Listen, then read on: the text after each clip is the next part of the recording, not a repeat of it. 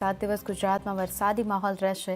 હવામાન વિભાગની આગાહી અનુસાર આગામી 7 દિવસ ગુજરાતને મેઘરાજા ગમરોડશે. તો સાથે જ આજે પણ 19 જિલ્લામાં ભારે વરસાદની માહોલ બનશે. બનાસકાંઠા, પાટણ, સુરતમાં ભારે વરસાદની આગાહી છે. તો અમદાવાદ, વડોદરા, ભરૂચ સહિતના વિસ્તારોમાં પણ વરસાદી માહોલ જામશે. સાથે જ સૌરાષ્ટ્રના 8 જિલ્લામાં ભારે વરસાદની આગાહી કરવામાં આવી છે. तो आज की बात करेंगे डे 1 के लिए। तो गुजरात रीजन के लिए जहाँ पर हैवी रेनफॉल की वार्निंग है वो डिस्ट्रिक्ट है बनासकांठा, पाटन, साबरकांठा, बड़ोदरा, छोटा उदयपुर, नर्मदा, भरूच, सूरत, डांग और तापी के लिए हैवी रेनफॉल की वार्निंग है और साथ में थंडरस्टॉर्म की वार्निंग है। और डे 2 की बात करेंगे तो डे 2 के लिए नवसारी, वलसाड़, दमन और दादरा नगर हवेली के लिए हैवी रेनफॉल की वार्निंग है। सौराष्ट्र रीजन की बात करेंगे तो सौराष्ट्र रीजन के लिए आज के लिए डे 1 के लिए हैवी रेनफॉल की वार्निंग है। वो डिस्ट्रिक्ट है राजकोट, जामनगर, पोरबंदर, जूनागढ़, अमरेली, भावनगर, गिर सोमनाथ, द्वारका और कच्छ और दीव के लिए हैवी रेनफॉल की वार्निंग है और साथ में थंडरस्टॉर्म की वार्निंग है। તો ગાંધીધામથી દ્વારકા સુધી વરસાદી માહોલ જોવા મળ્યો. રોડ પર ભરાયા પાણી અને દરિયો બન્યો ગાંડોતુર. સૌરાષ્ટ્ર કચ્છમાં ચોમાસાએ જમાવટ કરી છે, ત્યારે ગાંધીધામમાં 4 ઇંચ વરસાદ વરસતા રોડ પાણી થયા છે. રોડ જાણે બેટમાં ફેરવાયા હોય તેવા દ્રશ્યો સામે આવ્યા. રસ્તા ઉપર પાણી ભરાયા છે. અનેક નીચાણવાળા વિસ્તારમાં પાણી ભરાયા છે. ઠેર ઠેર પાણીનું રાજ છવાઈ જતા વાહન ચાલકો પરેશાન. આ બાજુ કચ્છના આદિપુરમાં ભારે પવન સાથે વરસાદ પડતા વૃક્ષ ધરાશાયી થયું. રસ્તા પર વૃક્ષ પડતા વાહન ચાલકોને પરેશાની થઈ. રામબાગ રોડ પર પ્રભુ દર્શન હોલ પાસે વૃક્ષ ધરાશાયી થતા રોડ બ્લોક થયો. આ બાજુ છોટા ઉદેપુરમાં ભારે વરસાદથી રોડ ધોવાયા છે. પાવીજેતપુરના કદવાલ ગામનું નાડું ધોવાયું. નાડું ધોવાતા લોકોને ભારે હાલાકી પડી રહી છે. 1 વર્ષ અગાઉ જ ગ્રામ પંચાયતે બનાવ્યું હતું પાઇપ નાડું, ત્યારે પહેલા વરસાદમાં જ ધોવાઈ જતા અહીંથી વાહન ચાલકો નીકળતા ડરી રહ્યા છે. તો દ્વારકાનો દરિયો પણ લાલઘુમ થયો. દ્વારકા જિલ્લામાં ભારે વરસાદની આગાહીના પગલે તંત્ર એલર્ટ મોડ પર. એનડીઆરએફની ટુકડી પણ પહોંચી ગઈ છે. માછીમારોની તમામ બોટો કિનારે લાંગરી દેવાઈ છે. માછીમારોને દરિયો ન ખેડવા સૂચના અપાઈ. આ બાજુ ચોમાસું આવતા જ ડાંગે ધારણ કર્યું અદ્ભુત સૌંદર્ય. ત્યારે તળેટીમાં ધુમ્મસના કારણે ડુંગરાળ વિસ્તારમાં નયનરમ્ય નજારો જોવા મળ્યો. ડુંગરોને વરસાદી વાદળોએ ઘેરી લીધા હોય એવા દ્રશ્યો સામે આવ્યા. ગિરિમથકની તળેટી વિસ્તારોમાં લીલીછમ વનરાઈ વચ્ચે ધુમ્મસની ચાદર પથરાતા બરફના ડુંગર બન્યા હોય તેવા દ્રશ્ય સર્જાયા હતા. તો સૌરાષ્ટ્રમાં વાવણીનો વરસાદ શરૂ થતાં નકલી બિયારણ પધરાવતી ટોળકી સક્રિય થઈ છે. હૈદરાબાદ સ્થિત રવિ સીડ્સ પ્રાઇવેટ લિમિટેડ કંપનીનું મરચાનું બિયારણ અંકુરિત ન થતાં ખેડૂતે ખેતીવાડી વિભાગમાં ફરિયાદ નોંધાવી. મોંઘી દાટ બિયારણ ખરીદીને ખેડૂતો ખેતરમાં વાવણી કરે છે, પરંતુ જ્યારે આ બિયારણ અંકુરિત નથી થતું ત્યારે ખેડૂતોને રાતા પાણીએ રોવાનો વારો આવે છે. અને આવો જ એક કિસ્સો ગોંડલમાંથી પ્રકાશમાં આવ્યો છે. ગોંડલના ઘોઘાવદર ગામે જયંતિભાઈ લવજીભાઈ ઠુમર પોતાની વાડીમાં મરચાનું વાવેતર કર્યું હતું.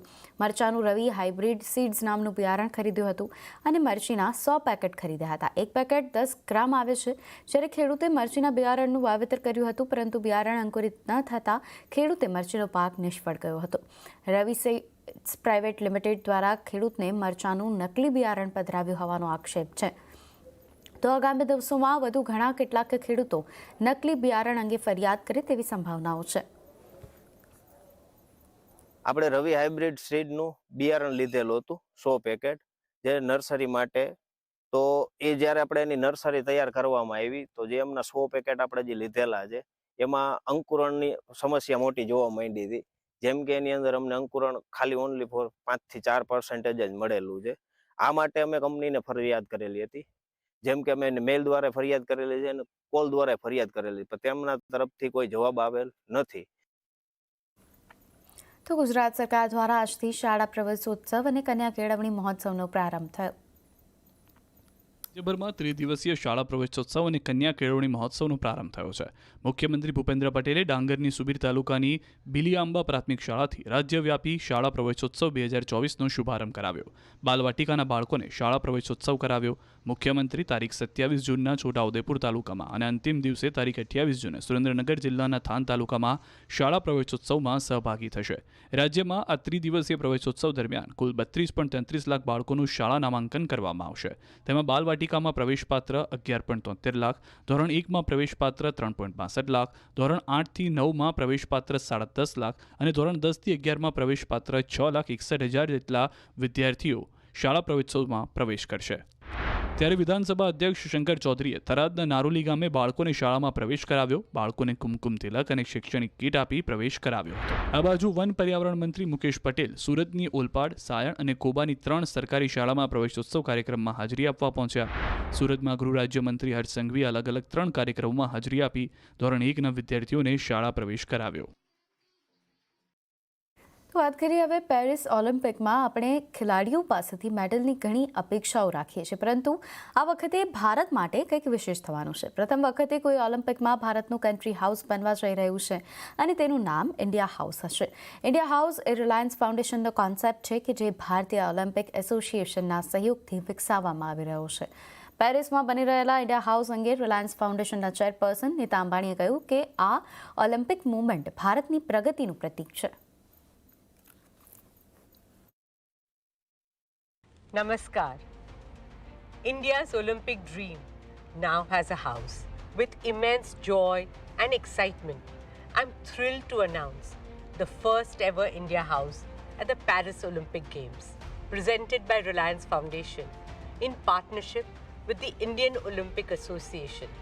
The India House is a space where we honor our athletes, celebrate our wins, share our stories, and welcome the world to India.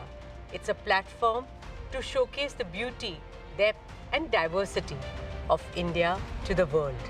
We hope it will be a proud home away from home for the entire Indian contingent as well as the Indian diaspora from around the world. We truly hope the India House will be one more step towards fulfilling the shared dream of 1.4 billion Indians to bring the Olympic movement to India. I wish our talented athletes all the very best for the Games. May they shine and keep the tricolour soaring high on the global stage. Jai Hind!